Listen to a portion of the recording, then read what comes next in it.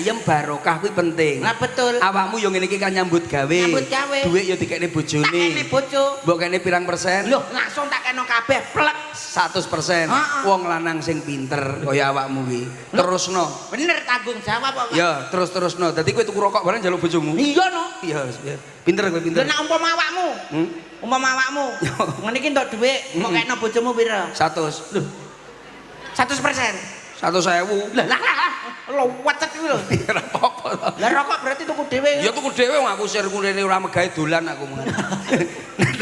Nadane coba nadanya biar Dek Slentem nembang karena tadi kan ada Silvi ya. Ada Silvi. Mau nek Silvi, Nduk Silvi iki suarane enak. Kowe aja nganti kalah.